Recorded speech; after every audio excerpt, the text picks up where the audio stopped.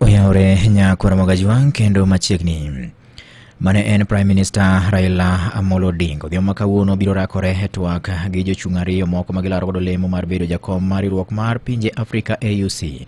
Twak no bendo tisi ni dem jadala Africa Leadership Debate ma koro biro landi achiel kachiel kokale wang' jowi mar Citizens achiel wang' mar odhiambo makawuono biro timore e log tich mar AU mayudore boma ma Addis Ababa e piny mar Ethiopia. Odinga biro rakore gi Mohamud Ali mawuok Djibouti gi Richard Randria Manderato mawuok e piny mar Madagascar. Here the African lion. I've been asleep in the jungles of the Congo, but now I'm awake and I'm sitting on African gold, African oil, African diamonds, African iron and copper ores. I'm sitting on African bauxite, lithium and coltan and uranium. And I have the ability to transform all these materials that I have into wealth for the benefit of my people. End of the message from African Lion. Thank you very much, ladies and gentlemen. Twagno obiro motelo ne yiero mar laro lemono mabendo chanti modu mar ariyo mar higa manyien. E kinde ma thuolo mar jal manie apisi sani e lemono koro biro bedo ni thuolo mar bedi apisi biro rumo. Chung mar Raila Amolo laro lemono osebed ka isiro gi jatend piny Kenya William Ruto. We have an opportunity as East Africans to produce the leadership of the Africa Union.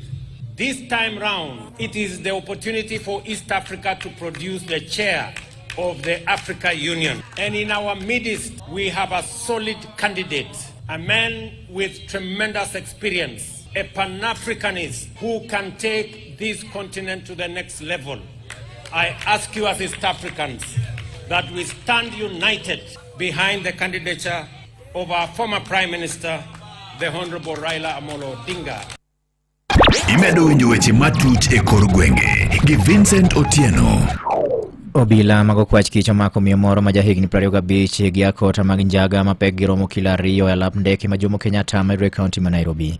Achejno manyinge Quinta Chieng Mange Matengo ne omaki ka odhi e boma ma Doha mayudore piny mar Qatar. Meko mare ne obiro koluwore gi chich mabende ne obet e kinde mane iseto osike gi apisa mag lap ndeke no motelo ne en idho ndege mondo mi ochope Doha. Nonro yango ni njagago ne miyono opando e kind ofuku ma Mos makende nyakora mogi lipoti yango ni njagago miyono ne opando e kind ofuku 4 mag mok kuona. Weche moko en ne jotelo ma ono yiere kaunti ma Siaya nyisi mondo mi koro chak chenro mag dongruoge ma koro nyalo loko ngima oganda ma ok e gwenge makono. Makwayo bende ne oketi gi achiel kuom jolony mawuok e sub county ma Ugenya mano Charles Oduor bende ne owacho ne jotelogo nyaka koro ne ni giloko ngima oganda kokalo chenro machiwo sir ne oganda e kaunti no.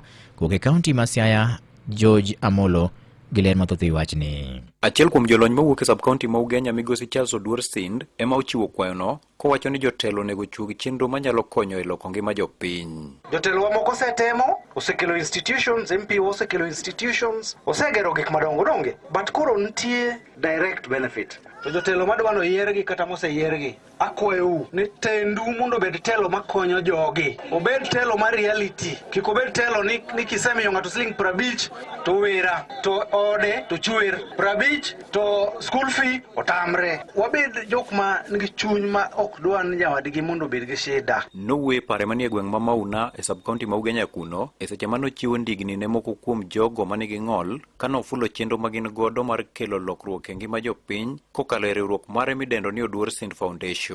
En gima lit ka ji onge udi ute chwer. En gima lit ka nyithindo kodhi e skul nikech ana wuon asomo kitabu ka onge school fee. So an kod programs madwa temo role mondo mi wagore gi dhierni. An kod target mar gero ute 1,000 in 3 years. Ka en dwaro mara to kik ng'ato bed godlum. Then one code program next year.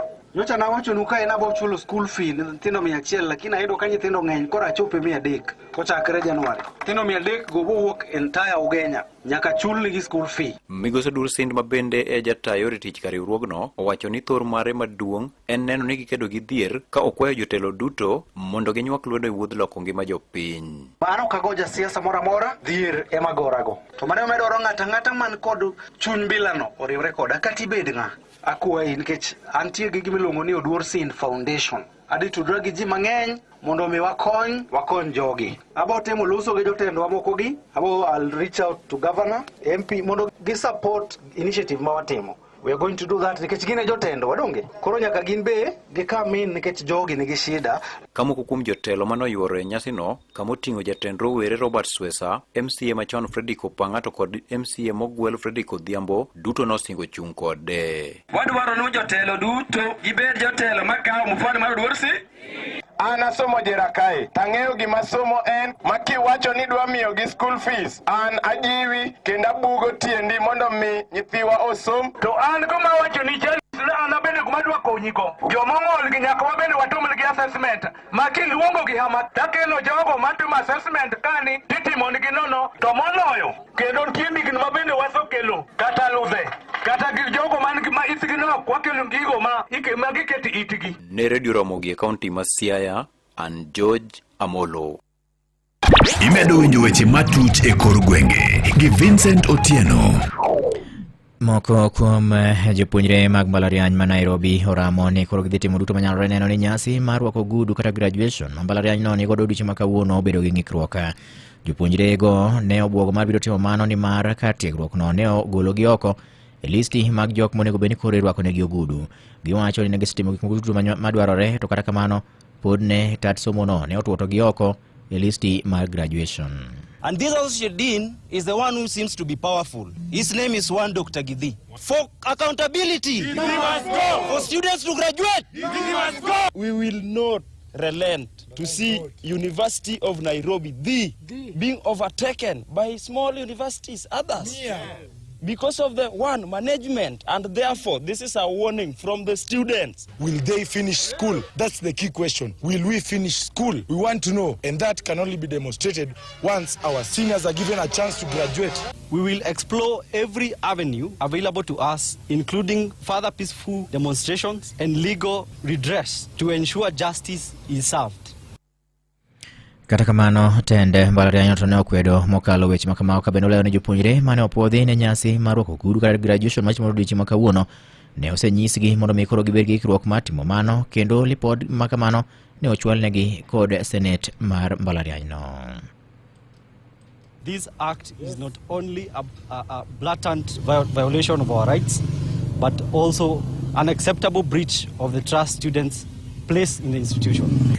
We have parents, we have people from all over the country who have just come to watch us graduate, but they can't do that. Why? Because of the simple fact, because of 2 people are missing out the mark, so 350 students have to suffer due to the consequence of 2 people who are illegally put into the graduation list as per se. Imedo winjo weche matut e kor gwenge gi Vincent Otieno. Weche moko en ni gavana e kaunti ma Migori Dr. Ochilo Ayako wacho ni chenro mag dongruok bende piny owacho mare osetimo nyaka ne okaw apisi higa mar 2022 thoth mokalo ka opim gi mane otim e thuolo mar higni 10 gi piny owacho machon mar kaunti ma Migori. Winjo kano kwaka ni pi what we have achieved in these few years to how we staggered them, just to see what we have achieved in these few years compared to how we staggered them in the many years before we came to the office. Kata kamano Ochilo bende nyoloso e sub-county Marongo kama osingo mar biro tieko midhiero mar nok mar pi ma bedo kokwako boma Marongo. Ka wacho ni nok mar pi no biro koluwore ni pipe kata hotogoro makeyo pi e gwenge makono ne okethi koluwore gi gedo mar ndara mawuok Rongo ka ochomo Migori madhi nyime gi sani. Osingo mar biro neno ni oganda e gwenge makono oyudo pi e yo makare maonge ng'ikruok mora mora. Winjo kano kwaka ni pi Marongo chien adwa miyo report ni pi nineno Marongo ka ne nitiere to pigno gima noketho en jok maloso barabara mawuok Kisii to chopo Hispania. Ne wasewuoyo kodgi aeto wayudo ni ne ong'adore modong' e side achiel. Jumbe 2 kokadho pigno dhi duogo mondo jogo Marongo ma yande tiyo gi pi maler dhi yudo pi. Imedo winjo weche matut e kor gwenge gi Vincent Otieno. Riwruok makendo ratiro mar oganda e Thurka oseyo obila kuom ne tiyo gi teko modhuro e keyo mine mane obago ng'anyo boma Nairobi chieng' tich ariyo mar jumani. Ng'anyono mane gikwedo godo wach mar nek mag wakeini magie sano dwa jimbore mokalo e piny Kenya. Kane girango sigana mar higni 61 nyaka piny Kenya ne wuoge loch mar agoko e lwet jowagunda, jakom mar riwruogno mano Roslyn Odede ne openjo gimomiyo obila ne otimo kamano, ka bedo lero ni minego ne timo mana gino mabendo puodho katiba ni mar ng'anyo en ratiro margi. Weche moko Nyakwara Mugajwang' en jodak e kaunti ma Siaya okwa mondo mi kaw yito duoke chien timbe mag njore kaachiel kod maundu kaka yo mar chungo wach mar dhungruok mag jogo mabende otwe e od twech ma Siaya kata Siaya GK Prison.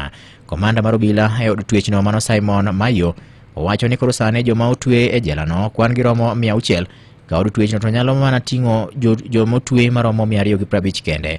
Ewi mano jatelo ne onyiso oganda moko e gwenge makono mondo mi koro kaw yie to kaw thuolo mar wuoyo gi nyithindegi mondo mi koro githegre gi timbe mag njore mamiyo imakogi ma chwe tergi e od twech to nyaka gie sani jela opong'. Koke kaunti ma Siaya George Amolo gi ler mathoth e wachni. Maikwe mochiw gi komanda mar kar od twech ma Siaya GK Prison migosi Simon Mayo mayuak ni kar od twechno ma onego ting' mana ji 250 kende sani opong' matamre gi nono. Kwa wale watu wetu wamekosea sheria, kama si sahi hapa tuko na watu 600 mpaka capacity imejaa. Nyinyi wenye mko hapa wote tujaribu tuongee na wenzetu wenye wanafanya mambo mabaya na pia watoto wetu, kwa sababu pia hao waoingia and you know they get contaminated by criminals wenye wamesoea. Kuna wale wanaenda nje tu kidogo, wiki moja wamerudi, sijui nyumbani chakula wana ama ni shida ni nini. So nyinyi ndio mnatakana muongee nao wenye bado mko nje.